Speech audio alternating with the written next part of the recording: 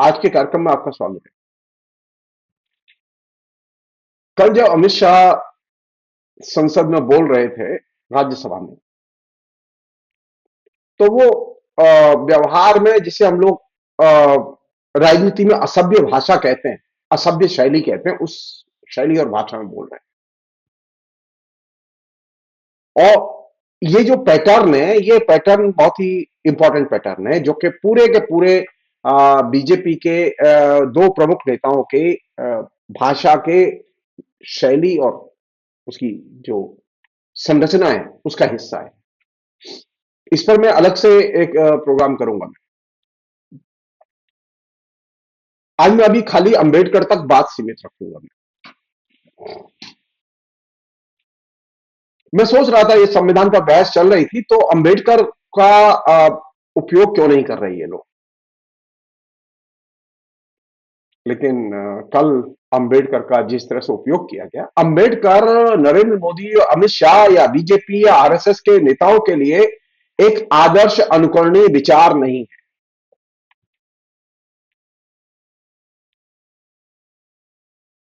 अंबेडकर उनके यहां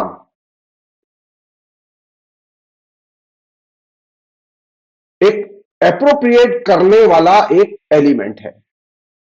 वो अंबेडकर को हजम करना चाहते हैं। वो अंबेडकर को एकदम किसी भी तरह से हमारे सामने अपने विचारों से, अपने आदर्शों से, अपने कामकाज से पेश नहीं करना चाहते। अपने भाषणों से वो पेश नहीं करना चाहते। नरेंद्र मोदी और अमित शाह सिर्फ एक ही बात सीख लेते अंबेडकर से। अंबेडकर पर नरेंद्र मोदी ने आज ट्वीट किए है। अमित शाह जो कल जिस तरह से बोले, उससे एक चीज पता चलती है, अंबेडकर का इस्तेमाल करना या किसी का भी इस्तेमाल करना, ये पटेल का भी इस्तेमाल करते हैं, अंबेडकर का भी इस्तेमाल करते हैं, ये इनके लिए एक तरह से कांग्रेस को दी जाने वाली गाली है। कांग्रेस की आलोचना की जा सकती है, कोई दिक्कत नहीं है इसमें, लेकिन अंबेडकर गाली नहीं है कि किसी पर पत्थर नहीं है, पत्थर नहीं है खींच के मार दो।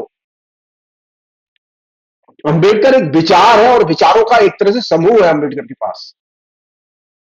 नरेंद्र मोदी और अमित शाह के पास कोई विचार नहीं है सिवाय लठमार भाषा के।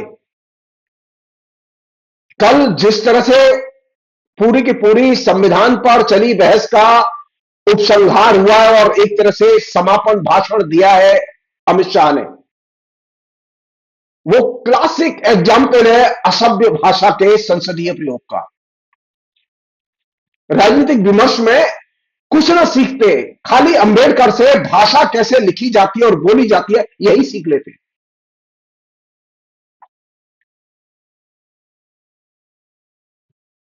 अंबेडकर की भाषा सीख लेते नरेंद्र मोदी और अमित शाह, तो अंबेडकर की बड़ी सेवा होती और दलितों की बड़ी सेवा होती। अंबेडकर की भाषा असभ्य भाषा नहीं है, किसी को अपमानित करने वाली भाषा नहीं है।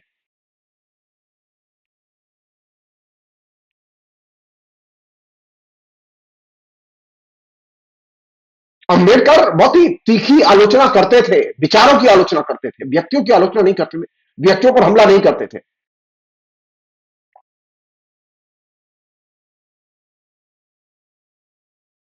नरेंद्र मोदी और अमित शाह के पास में विचारों की आलोचना नहीं है,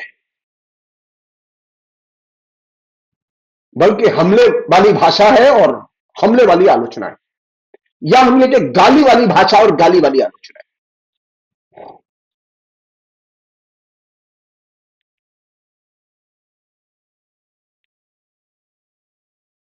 महान भारत देश, महान हिंदू देश, इस महान हिंदू देश में जिसकी की वकालत आरएसएस के लोग घर घर कर रहे हैं, अगर ये देश इतना ही महान था तो इसमें अछूत पैदा कैसे हुए? किसने पैदा किया अछूत? इस प्रश्न का तो उत्तर देना होगा और अंबेडकर के नजरिए से देना होगा। तो अंबेडकर का तो नजरिया मानते नहीं है आप। अंबेडकर वोट बैंक की पॉलिटिक्स का हिस्सा है, आपकी आइडेंटिटी पॉलिटिक्स का हिस्सा है, इसलिए आप अंबेडकर का इस्तेमाल कर रहे हैं। अंबेडकर ने अछूतों के बारे में, अछूतों पर हुए बर्बर हमलों के बारे में क्या कहा? क्या कभी इस बात को गंभीरता से मंथन करने की और सोचने की जरूरत महसूस की अमित शाह ने और नरेंद्र मोदी ने या आरएसएस के लोगों ने? कभी नहीं।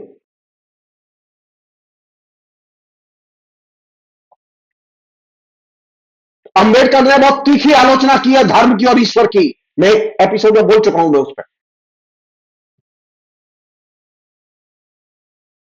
अंबेडकर की साफ लाइन थी, नरेंद्र मोदी और अमित शाह अंबेडकर के रास्ते पर नहीं जा सकते। अंबेडकर का मानना था धर्म के केंद्र में मनुष्य को स्थापित करो, ईश्वर को विदा करो। ये तो बार बार ईश्वर की प्रतिष्ठा, मूर्ति की प्रतिष्ठा, ईश्वर का प्रचार, वो राम का हो चाहे रहीम का हो, जिसका भी भगवान का हो, अंबेडकर इसके सख्त खिलाफ थे। शर्मनाक है ये। अंबेडकर के विचारों के विरुद्ध मेरा भी 2 दिन मुझे उम्मीद थी कि ये रिएक्शन आएगा, अंबेडकर पर रिएक्शन आएगा, लेकिन अंबेडकर को ये हजम करने वाली जो पॉलिटिक्स है, इसे समझने की जरूरत है।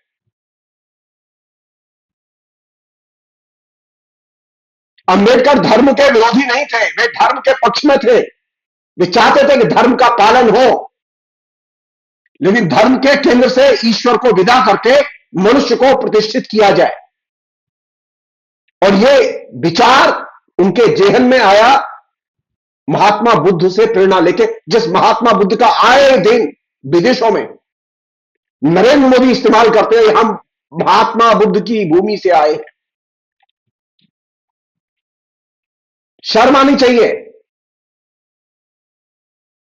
महात्मा बुद्ध के किसी विचार को नहीं मानते नरेंद्र मोदी और अमित शाह। खाली इतना सा विचार मान लेते हैं कि हम मूर्ति पूजा नहीं करेंगे।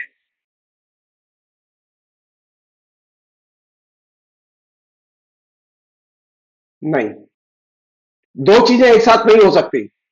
एक हाथ में भगवान राम और दूसरे हाथ में अंबेडकर का वोट बैंक, ये दो चीजें एक साथ नहीं हो सकती।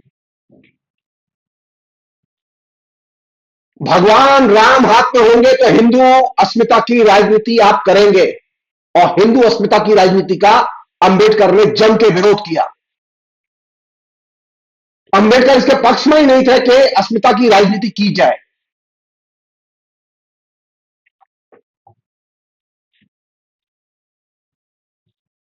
अंबेडकर पहले व्यक्ति थे जिन्होंने यह सवाल उठाया कि आखिर हम शूद्र क्यों हैं। उन्होंने इसे राष्ट्रीय एजेंडा बनाया। आरएसएस के लोगों ने शूद्रों को राष्ट्रीय एजेंडा नहीं बनाया। अंबेडकर ने अपने विचारों को लेकर गांधी तक से लड़ाई लड़ी और गांधी को भी सोचने के लिए मजबूर किया, कांग्रेस को सोचने के लिए मजबूर किया, और कांग्रेस ने इस चीज को एक्सेप्ट किया।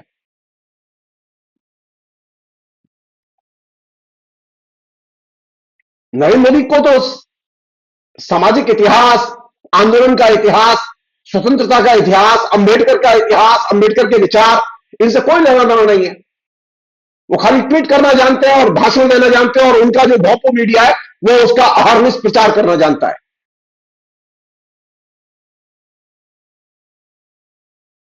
यह प्रश्न जो था अंबेडकर के सामने था, शूद्र कैसे जिएंगे,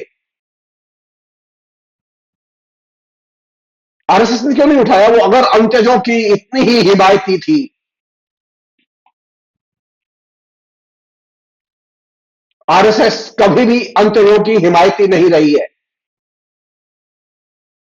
हाँ, वोट बैंक चाहिए उनको, क्योंकि एससी एसटी कॉन्स्टिट्यूंसी है, उनको वोट बैंक चाहिए, और वो जीतते भी हैं अपने मैनिपुलेशन के जरिए और तमाम प्रोपेगेंडा के जरिए।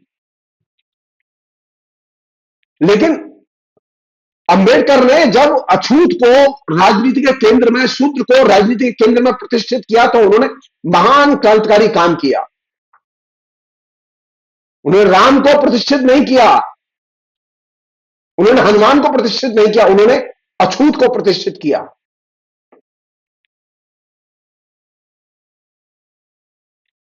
भारत की एक खोज सब अपने अपने तरीके से कर रहे थे। अंबेडकर ने भी भारत की एक खोज की, और उसमें उन्होंने अछूत को खोज निकाला और उसे केंद्र में लाके खड़ा किया कि यह है भारत।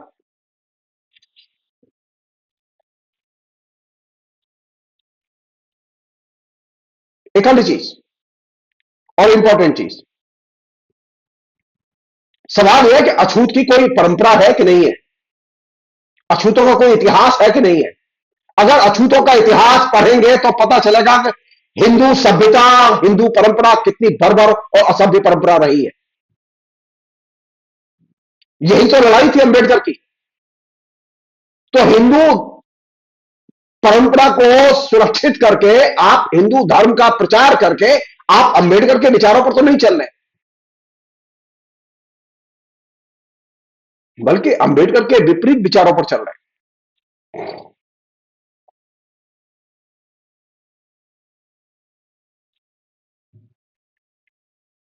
अंबेडकर की दूसरी बड़ी चीज थी, नरेंद्र मोदी तो इस बात को अभी कभी जीवन में समझ नहीं पाएंगे, ये जीवन तो खत्म।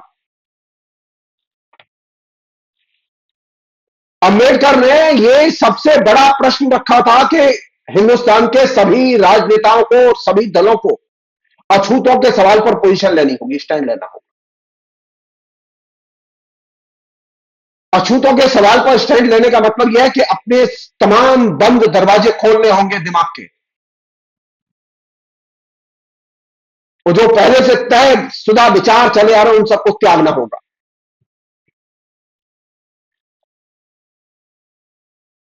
नरेंद्र मोदी तयशुदा जो आइडियोलॉजिकल स्ट्रगल है उसके फ्रेमवर्क में अंबेडकर को हजम कर जाना चाहते हैं। अंबेडकर हजम होने वाले नहीं है, दस्त होगा इससे। अंबेडकर हजम नहीं हो सकते हैं। अंबेडकर की चाहे लाख मूर्तियां बनाओ और बेचो बांटो कुछ भी करो, अंबेडकर हजम नहीं हो सकते। क्योंकि अछूत समस्या आज भी, शूद्रों की समस्या आज भी, शेड्यूल कास्ट की समस्या आज भी केंद्रीय समस्या बनी हुई है। हिंदुओं की समस्या केंद्रीय समस्या नहीं है, हिंदुओं के उत्थान की समस्या केंद्रीय समस्या नहीं है।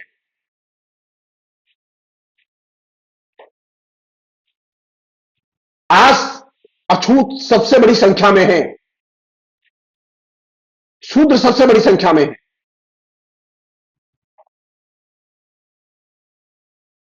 अगर नरेंद्र मोदी को यह लगता है कि नहीं ये बात सही नहीं है तो जाति जनगणना करा के देख ले, दूध का दूध तो पानी पानी पानी हो जाएगा।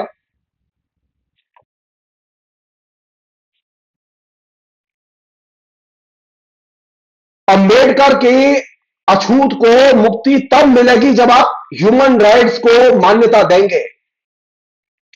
मानवाधिकारों पर रोज हमले करेंगे बीजेपी के लोग सारे देश में, और अब तो समान नागरिक संहिता के नाम पर राज्यों के जरिए समान नागरिक संहिता लागू की जाएगी। ये क्या है? ये सीधे ह्यूमन राइट्स का वायलेशन है। ये तो अमित शाह कह रहे हैं पार्लियामेंट में, उत्तराखंड में उन्होंने लागू कर दिया है, वो कह रहे बहुत बढ़िया रिजल्ट आए। अरे अंबेडकर इसके पक्ष में नहीं थे, वो चाहते थे कि पहले इस अछूत की मुक्ति हो, और अछूत की मुक्ति तब होगी जबकि बड़े पैमाने पर समाज में मानवाधिकारों का पालन होगा। आप तो मानवाधिकारों पर आए दिन हमले करते हैं, आप तो सामान्य तौर पर रैली नहीं निकालने देंगे किसी को दिल्ली में, अछूत की रक्षा करेंगे आप।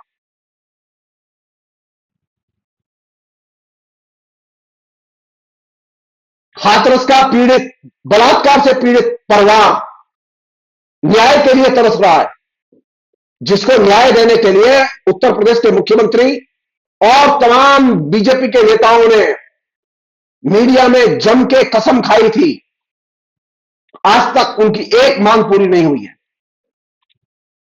और ये एक नहीं, ये घर घर की कहानी है।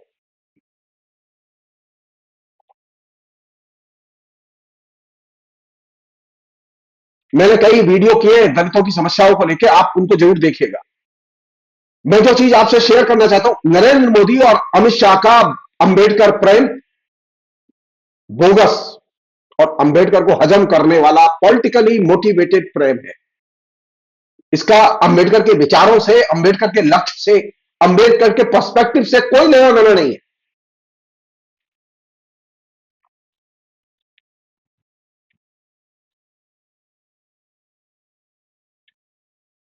मानवाधिकार जब तक सुरक्षित, संरक्षित और संवर्धित नहीं होते, शूद्रों की समस्या हल नहीं होगी।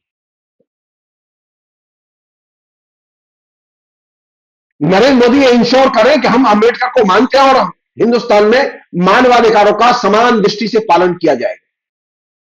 मैं पहला व्यक्ति होगा नरेंद्र मोदी का समर्थन करूंगा, लेकिन नरेंद्र मोदी ऐसा करने नहीं जा रहे।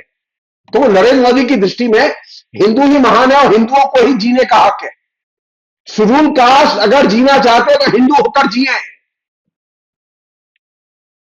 शेड्यूल कास्ट अगर और कोई धर्म में चले जाएंगे तो उन्हें जीने का हक नहीं है। हिंदू धर्म में इतनी ही जगह होती तो बड़ी संख्या में शेड्यूल कास्ट जो है वो बौद्ध धर्म ज्वाइन नहीं करते। बड़ी संख्या अगर हिंदुओं ने अगर अछूतों की तरह उनके साथ दुर्व्यवहार न किया होता तो बड़ी संख्या में शेड्यूल कास्ट ईसाई धर्म कबूल न करते। आप तो आए दिन हमला करते हैं इस बात को लेकर।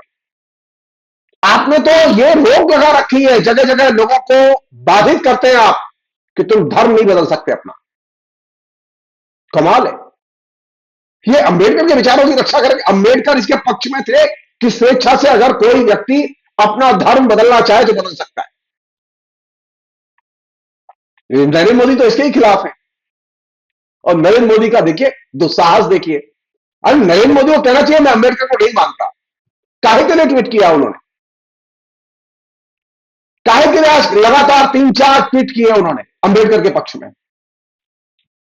अंबेडकर कोई व्यक्ति नहीं है, अंबेडकर एक विचार है। अंबेडकर कोई पार्लियामेंट का कैंडिडेट नहीं था, वो विचार था। उसके विचार को कांग्रेस ने और दूसरी पार्टियों ने अल्टीमेटली स्वीकार किया।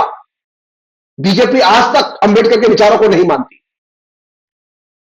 अंबेडकर के विचारों को मानने का सबसे आदर्श तरीका है आप मानवाधिकारों की रक्षा और संवर्धन के लिए काम करें। इस कसौटी पर कस के किसी भी पार्टी को देखा जाना चाहिए कि वो मानवाधिकारों के पक्ष में है कि नहीं।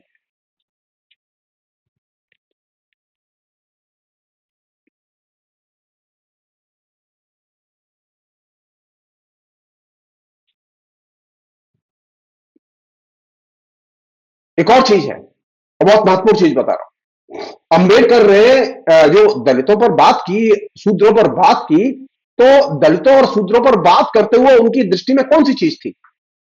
उनकी नजर में वर्गीय दृष्टिकोण था। और वे वर्गीय दृष्टिकोण से ही शूद्रों को देखते थे, उस समाज को देखते थे। वो खाली कास्ट के दृष्टिकोण से नहीं देखते थे, वोट के दृष्टिकोण से नहीं देखते। अम्बेडकर ने सोचा ही नहीं कि कौन उन्हें वोट देगा कौन नहीं देगा। उनके लिए बला से, उनके लिए विचार और उनका विश्व दृष्टिकोण बहुत महत्वपूर्ण था। नरेंद्र मोदी तो बिना वोट के बोलते नहीं है।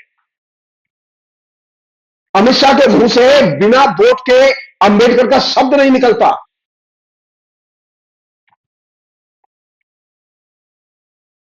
क्या हालत कर रखी है गुजरात में शेड्यूल कास्ट की, शेड्यूल ट्राइब की, इसकी चर्चा आगे मैं करूंगा एक दिन। सबसे बुरी स्थिति में है आज हिंदुस्तान में शेड्यूल कास्ट और शेड्यूल ट्राइब के लोग। मणिपुर तो क्लासिक एग्जाम्पल है। खून बह रहा है वहां, लोग सारे मानवाधिकारों का उल्लंघन हो रहा है, आतंकवादी खुलेआम घूम रहे हैं और नरेंद्र मोदी आज तक समय नहीं निकाल पाए। ये अंबेडकर की सेवा करेंगे?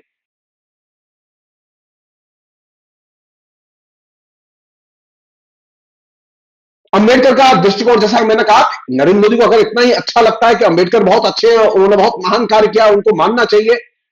छोटी सी चीज मान लें, नरेंद्र मोदी क्या मजदूर वर्ग के दृष्टिकोण से इस समाज को देखना और इस देश को देखना पसंद करेंगे? नहीं। नरेंद्र मोदी को तो मजदूर वर्ग को देख के ही जो वो तो लाल झंडे को देख के भड़कते हैं और कहते हैं तो देशद्रोही है। अंबेडकर मजदूरों से प्यार करते थे, मजदूर वर्ग के दृष्टिकोण से प्यार करते थे। वो हिंदू धर्म और मनुस्मृति को प्यार नहीं करते थे। अंबेडकर ने बहुत तीखी आलोचना लिखी है हिंदू धर्म की और मनुस्मृति की। उन्होंने जो बात कही है उसे पहले मैं कोट करना चाहता हूं। अंबेडकर ने जो कहा है उसमें पहला, वो कहते हैं जब परिवर्तन आरंभ होता है तब सदा पुराने और नए के बीच संघर्ष होता है। नए का समर्थन न किया जाए तो यह खतरा बना रहता है कि वह इस संघर्ष में निरस्त कर दिया जाएगा। अनकोट। किसके बीच में संघर्ष है? हिंदुत्व के और हिंदू धर्म के और उन लोगों के बीच में जो कि इससे बहिष्कृत रहे हैं, जो आधुनिक भारत बनाना चाहते हैं, जो मानवाधिकारों पर केंद्रित आधुनिक भारत बनाना चाहते हैं, और नरेंद्र मोदी मानवाधिकारों को कुचल के हिंदू भारत बनाना चाहते हैं और हिंदू राष्ट्र बनाना चाहते हैं। इनके बीच में संघर्ष है। और यह संघर्ष अंबेडकर की भाषा में कहें नए और पुराने विचारों के बीच का संघर्ष है। यह कांग्रेस बनाम बीजेपी का संघर्ष नहीं है। राहुल गांधी सही कहते हैं कि आइडियोलॉजिकल लड़ाई है, वोट आए या जाए, लेकिन इस आइडियोलॉजिकल लड़ाई को समझने की जरूरत है। अंबेडकर ने आगे कहा एक जगह, कोट, वो कहते हैं कौन सी चीज महत्वपूर्ण है? नरेंद्र मोदी सीख रहे हैं इस बात को, अमित शाह सीख लें, और नहीं सीख सकते हैं तो सुन लें, और उनके जो चंटू मंटू है वो भी सुने।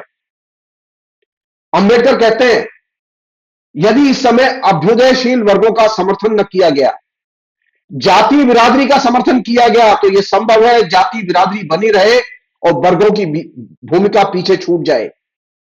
जाति बिरादरी में के भेद वर्गों के संगठन और वर्ग संघर्ष के द्वारा ही संभव किए जा सकते हैं। अंबेडकर ने यह भी कहा कि मजदूर वर्ग को मार्गदर्शक की भूमिका निभानी चाहिए। मजदूरों को केवल अपने संघ कायम करने से संतोष नहीं करना चाहिए, उन्हें घोषित करना चाहिए कि उनका उद्देश्य शासन तंत्र पर अधिकार करना है। वर्किंग क्लास सत्ता पर कब्जा करे, यह नजरिया था अंबेडकर का, कास्ट का नजरिया नहीं था। तो मायावती से लेके और नरेंद्र मोदी तक जो कास्ट के नजरिए से इसे देखना चाहते हैं, वे इस बात को साफ सुन रहे हैं कि नरेंद्र मोदी, अमित शाह और दूसरे लोग कि अंबेडकर कास्ट के नजरिए से हिंदुस्तान के अछूतों को और हिंदुस्तान को नहीं देखते थे, वे मजदूर वर्ग के नजरिए से देखते थे। तो अंबेडकर की वर्गीय दृष्टि तो गई पानी भरने, है ना? आइडेंटिटी पॉलिटिक्स, मायावती को भी आइडेंटिटी पॉलिटिक्स चाहिए, नरेंद्र मोदी को भी आइडेंटिटी पॉलिटिक्स चाहिए, और इस मामले में ये दोनों एक ही नाव में बैठे हुए हैं। अंबेडकर आइडेंटिटी पॉलिटिक्स के खिलाफ थे। उन्होंने कोई दलितों के नाम से कोई ऑर्गेनाइजेशन नहीं बनाया, उन्होंने जाति के नाम पर वोट नहीं मांगा कभी, उन्होंने अपनी पार्टी का नाम जाति के नाम पर नहीं गठित किया। उनका जो सबसे बड़ा अवदान था वो ये था कि योगदान की उन्होंने अछूत को सारे समाज के विमर्श के केंद्र में लाके खड़ा कर दिया, जो गायब था। ऐसा नहीं था कि वो समाज में नहीं था, समाज में था, लेकिन पूरे के पूरे आइडियोलॉजिकल डिस्कोर्स, पॉलिटिकल डिस्कोर्स से वो गायब था। और अंबेडकर की ये बहुत बड़ी ताकत थी, उनके विचारों की ताकत थी। एक अन्य चीज जो कि बहुत ही साधारण और बहुत महत्वपूर्ण चीज है, अंबेडकर के लिए जाति एक कोई साइकोलॉजिकल फैक्टर या कोई सोशल फैक्टर खाली नहीं था, बल्कि उसका एक ठोस आर्थिक आधार था। और इस ठोस आर्थिक आधार की पहली बार बहुत ही विस्तृत मीमांसा अंबेडकर ने पेश की। और ये जो मीमांसा पेश की, इस पूरी की पूरी मीमांसा में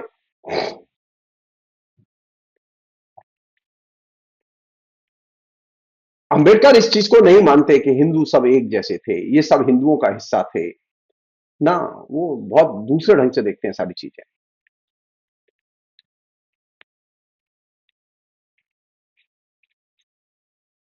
उनकी जो आलोचना है उस आलोचना से सीखने की जरूरत है।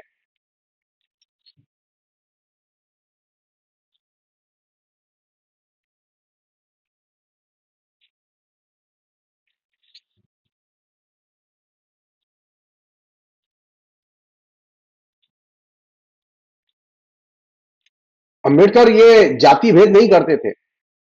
हाँ, वे प्रोफेशनली आइडेंटिफाई करते थे। उन्होंने जिस चीज को ध्यान में रखा उसको वो ये कहते थे कि ये पुरोहितों का और गैर पुरोहितों के बीच का संकट है।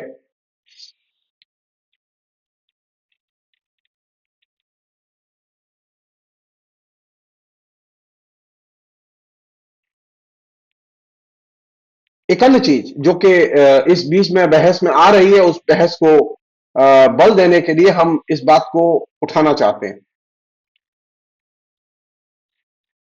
वो ये कि शूद्रों को शिक्षा चाहिए कि नहीं चाहिए।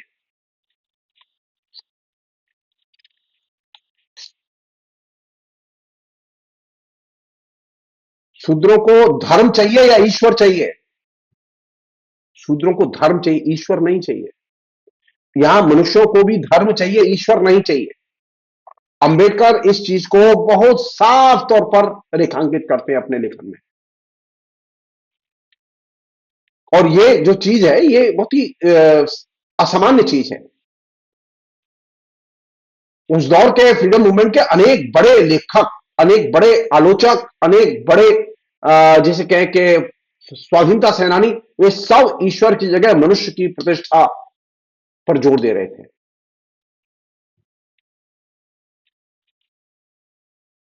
और जो इंपॉर्टेंट चीज जिसकी मैं तेरा ध्यान खींच रहा हूं, नरेंद्र मोदी से एक छोटी सी बात पूछ लेनी चाहिए। शूद्रों की शिक्षा के विकास के लिए आपने क्या किया। सरकारी स्कूल खोले या सरकारी स्कूल बंद हुए। शूद्रों के पास इतने पैसे नहीं है कि वो प्राइवेट स्कूलों में अपने बच्चे भेज सके।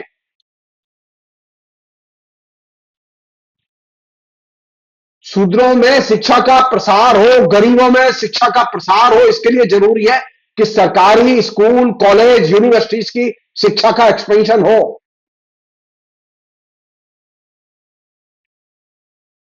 पढ़ने पढ़ाने की सुविधा हो, फीस माफ हो।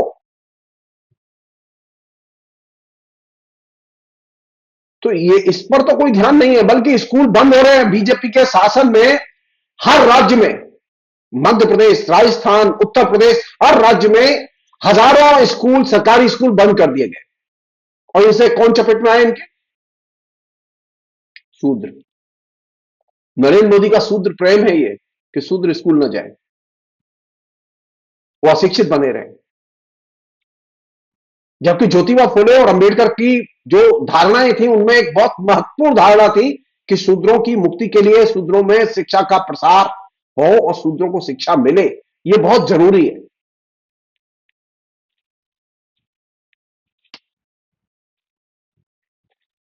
एक अन्य चीज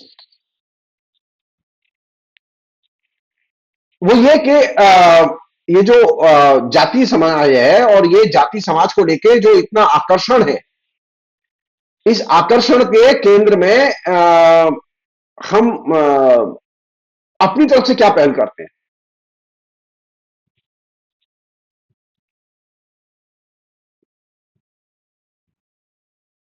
अंबेडकर ने साफ कहा था, कोट, मैंने जाति व्यवस्था समाप्त करने के उपाय और साधनों से संबंधित प्रश्न पर जोर इसलिए दिया कि मेरे लिए आदर्श से अवगत होने के अपेक्षाकृत उचित उपायों और साधनों की जानकारी प्राप्त करना अधिक महत्वपूर्ण है।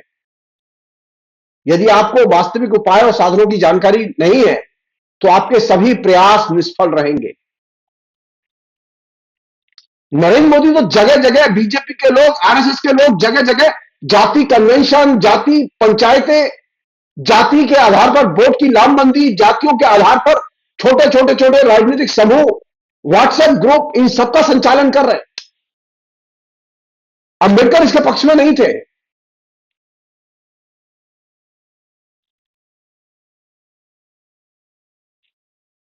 अंबेडकर इसके पक्ष में थे कि दलितों को सम्मान दिया जाए, दलितों को जाति प्रथा से मुक्ति मिले और समाज को जाति प्रथा से मुक्ति मिले। तो आपके यहां तो जाति प्रथा बहुत ही पावरफुल हो गई है इस बीच में। आरएसएस जितना ताकतवर होता गया, जाति प्रथा उतनी ही ताकतवर होती गई।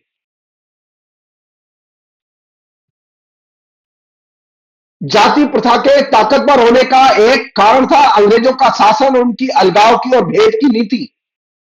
और दूसरा बड़ा कारण था ये जो रिवाइवलिज्म था, पुनरुत्थानवाद था, जिसकी तीखी आलोचना की थी अंबेडकर ने, ज्योतिबा फुले ने। जिस धार्मिक पुनरुत्थानवाद का कालांतर में आरएसएस की राजनीति के रूप में विकास हुआ और जिसके कारण हिंदुस्तान में बड़े पैमाने पर जाति संघर्ष हुए। अंबेडकर ने बहुत साफ कहा था, वो दलितों के लिए कहा था कि अस्पृश्य समाज को अपनी यथास्थिति में बनी रहने की वृत्ति छोड़ देनी चाहिए। अगर हम सचमुच में, नरेंद्र मोदी सचमुच में अंबेडकर से प्यार करते हैं, आप प्यार तो वो नहीं करते, लेकिन अगर दिखाने के लिए भी प्यार करते हैं जैसा कि वो कर रहे हैं, तो कम से कम वो एक बार पिछले 10 साल में मन की बात में शूद्रों के दुखों पर नरेंद्र मोदी कभी एक बार नहीं बोले कि चलो उन्होंने इस बार पूरा एपिसोड खर्च किया हो। पार्लियामेंट के अंदर कभी शूद्रों के दुख और जाति प्रथा की बुराइयों के खिलाफ नरेंद्र मोदी नहीं बोले। अंबेडकर का पूरा जीवन लग गया इन दोनों से लड़ते हुए। उन्होंने अनटचेबल लोगों के दुखों का एक तरह से बड़ा आख्यान निर्मित किया, लोगों को इसके पीछे गोलबंद किया, और उन्होंने जाति प्रथा की बुराइयों का बार बार अपने लेखन में उल्लेख किया।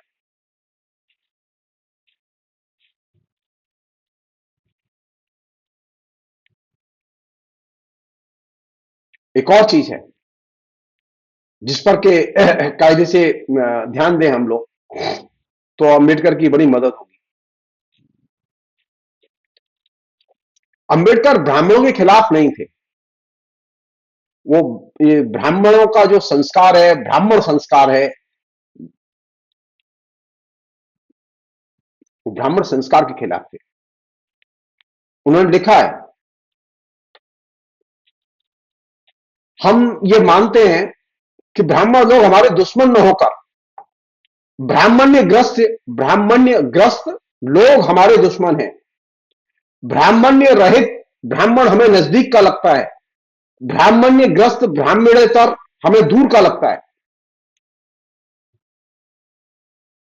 और यह बात उन्होंने कब कही थी? महाड़ में जो सत्याग्रह चला था 1927 में, वहां उस समय अनेक नेता थे ऐसे आरएसएस टाइप। वो ये कह रहे थे कि ब्राह्मणों को इस सत्याग्रह में शामिल नहीं किया जाए। अंबेडकर ने कहा नहीं, हम ब्राह्मण्यग्रस्त जो लोग हैं हम उनके खिलाफ हैं, हम ब्राह्मणों के खिलाफ नहीं है। नरेंद्र मोदी तो ब्राह्मण्यग्रस्त हैं, ब्राह्मण तो है नहीं लेकिन ब्राह्मण्यग्रस्त तो हैं। और ये ब्राह्मण्यग्रस्त खाली नरेंद्र मोदी नहीं है, नरेंद्र मोदी के साथ में जो चंटू मंटू हैं वे भी ब्राह्मण्यग्रस्त हैं। एक अन्य चीज और बहुत महत्वपूर्ण चीज वो ये कि ये जो अंबेडकर को जो अभी इतना प्यार कर रहे हैं नरेंद्र मोदी, आज जो उन्होंने कई ट्वीट किए, मैं उस ट्वीट के संदर्भ में मैं एक कोटेशन जो मैंने पिछले एपिसोड में कहा था, मैं उसे यहां जानबूझ के मैं दोबारा पढ़ना चाहता हूं नरेंद्र मोदी के लिए, आपके लिए। उन्होंने कहा था 1943 में इंडियन फेडरेशन के कार्यकर्ताओं को संबोधित करते हुए उन्होंने कहा था, कोट, हर देश में संसदीय लोकतंत्र के प्रति बहुत असंतोष है। भारत में इस प्रश्न पर विचार करना अत्यंत आवश्यक है। भारत संसदीय लोकतंत्र प्राप्त करने के लिए बातचीत कर रहा है। इस बात की बहुत जरूरत है कि कोई यथेष्ट साहस के साथ भारतवासियों से कहे, संसदीय लोकतंत्र से सावधान। यह उतना बढ़िया उत्पाद नहीं है जितना दिखाई देता था। इसी भाषण में उन्होंने आगे कहा, संसदीय लोकतंत्र कभी जनता की सरकार नहीं रहा, न जनता के द्वारा चलाई जाने वाली सरकार रहा, कभी ऐसी भी सरकार नहीं रहा जो जनता के लिए हो। कोटेशन बंद। और ये नरेंद्र मोदी पर भी उतना ही लागू होती है चीज। जो 1947 में जो बात कही थी, ये बात आज नरेंद्र मोदी पर भी लागू होती है और उन लोगों पर भी लागू होती है जो नरेंद्र मोदी के विचारों से प्रभावित होते हैं। अंबेडकर कह रहे हैं कि संसदीय जनतंत्र से सावधान। और ये जो चीज है, ये एकदम ऐसी चीज है कि नरेंद्र मोदी के लिए, अमित शाह के लिए, आरएसएस के लिए अंबेडकर एक तरह से एप्रोप्रिएट करने वाला एलिमेंट है। जैसे वो और बाकी स्वाधीनता संग्राम के जो हीरो हैं उनको एप्रोप्रिएट करना चाहते हैं माला पहना पहना के। उनके लिए अंबेडकर सिर्फ पूजा की चीज है। अंबेडकर का कोई विचार वे अपने आचरण में लाना नहीं चाहते। अंततः तो मैंने कहा कि अंबेडकर के विचारों की धुरी है ह्यूमन राइट्स। नरेंद्र मोदी, अमित शाह सचमुच में अगर ह्यूमन राइट्स को हिंदुस्तान में संवर्धित करने का काम करें तो वे अंबेडकर के विचारों को साकार करेंगे। अंबेडकर के विचार बिना मानवाधिकारों का प्रसार किए, सुरक्षित किए, कभी साकार नहीं हो सकते। अंबेडकर कोई मूर्ति नहीं है। मानवाधिकारों का उल्लंघन करेंगे, मानवाधिकारों पर हमले करेंगे, लोगों के मानवाधिकारों को छीनेंगे और कहेंगे कि हम अंबेडकर भक्त हैं। नहीं, जो मानवाधिकारों पर हमले करते हैं, जो कि बीजेपी के लोग, अमित शाह और नरेंद्र मोदी करते रहे, ये अंबेडकर के रियल शत्रु हैं। अंबेडकर को माला पहना के आप अंबेडकर के भक्त नहीं बन सकते, अंबेडकर के अनुयायी नहीं बन सकते। अंबेडकर के अनुयायी बनने के लिए ह्यूमन राइट्स के पक्ष में खड़ा होना, ह्यूमन राइट्स की रक्षा करना बेहद जरूरी है। नरेंद्र मोदी हिंदुस्तान के पहले प्रधानमंत्री हैं जिन्होंने सबसे अधिक पॉलिटिकल केस लोगों के ऊपर लगाए हिंदुस्तान में। इतने पॉलिटिकल केस पिछले 75 साल में किसी ने नहीं लगाए। और किस बात के लिए? प्रोटेस्ट करने वालों के खिलाफ, जनतंत्र के लिए, मानवाधिकारों के लिए, अपने हकों की लड़ाई लड़ने वालों के खिलाफ उन्होंने ये सारे के सारे केस लगाए और उनमें यूएपीए से लेकर और तमाम फेक केस शामिल। नरेंद्र मोदी के मुंह से अंबेडकर, अमित शाह के मुंह से अंबेडकर का नाम शोभा नहीं देता। क्यों? क्योंकि ये दोनों ह्यूमन राइट्स के एकदम घनघोर शत्रु हैं। अंबेडकर के विचारों की धुरी है मानवाधिकार। फिलहाल इतना ही। बहुत बहुत शुक्रिया। Thank you.